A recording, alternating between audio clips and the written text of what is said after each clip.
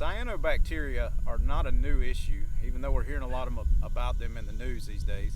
But cyanobacteria have been an issue for us on the livestock side for a very long time. Cyanobacteria are microscopic organisms that are often called blue-green algae.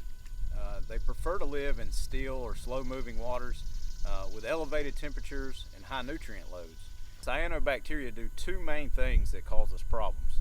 One, they create taste and odor compounds through MIB and geosmin. These compounds give the water a foul taste, so we can run into issues there where we're not consuming enough water. Then we also have issues with toxicity. When cattle are exposed to these algal blooms, not all are going to be toxic, but if they consume even just a few ounces of the water, it can be toxic, can kill them, but also they can cause delayed problems, and so this is primarily affecting the liver.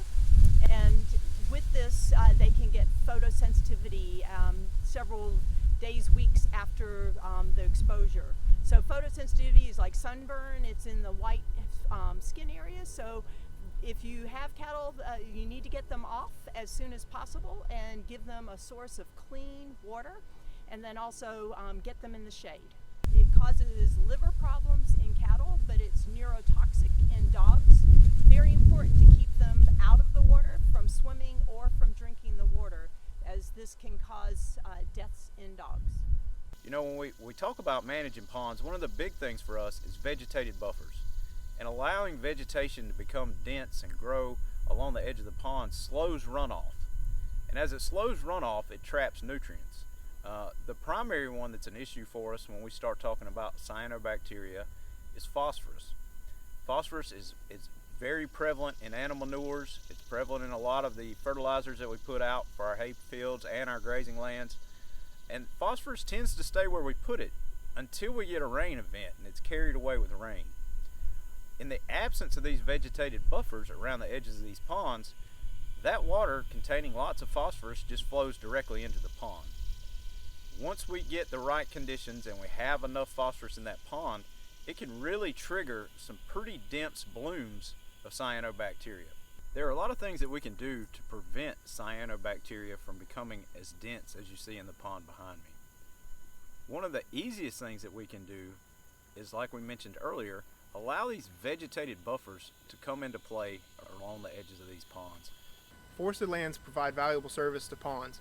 Healthy forests slow runoff and trap nutrients from nearby agricultural fields. By slowing runoff and trapping nutrients, they prevent harmful algal blooms. Another thing that we can do to reduce the potential for this cyanobacteria is to put in watering areas along these impoundments. So if we take some of the areas with lower slopes so that runoff moves much slower in those areas, we can put gravel in and allow those cattle to water in those areas only. Fence them out of the rest of the pond. This way we're not wearing down the banks, encouraging erosion, preventing a buffer system from being in place, and we're restricting them to one area. That will help you tremendously with the amount of nutrients entering this pond. Another option that we have for reducing the density of cyanobacteria in these ponds is the use of tilapia. Tilapia are a tropical fish that typically don't overwinter in South Carolina, so they require annual stockings. But when stocked in the spring, cyanobacteria are fed upon by tilapia. They filter feed, they strain them out of the water, and they keep those densities fairly low. One other thing that we can do on the landscape to help reduce cyanobacteria in these ponds is nutrient management. One of the things that I think would help all of you a lot is to let's soil test and only apply the nutrients we need. When we've combined our biological controls and our nutrient management steps, we still may have to implement an algaecide program to beat back cyanobacteria from time to time. We essentially have two chemistries that we utilize for controlling cyanobacteria in ponds. We have copper products and peroxyhydrates.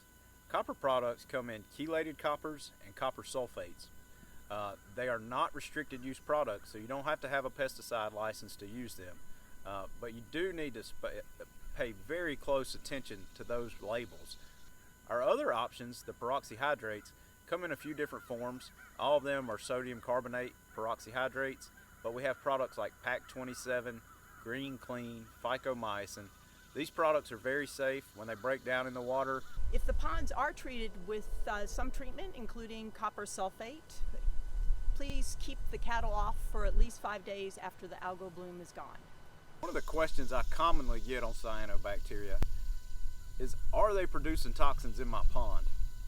The simple answer to that is, I can't tell you, nor can anybody else, because we can't look at a sample of cyanobacteria and know whether or not it's producing toxins.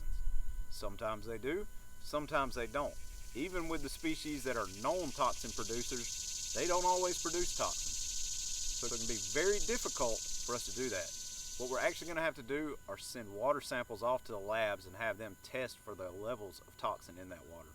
You can contact your local extension agent and we can help you with the paperwork and where to send that sample.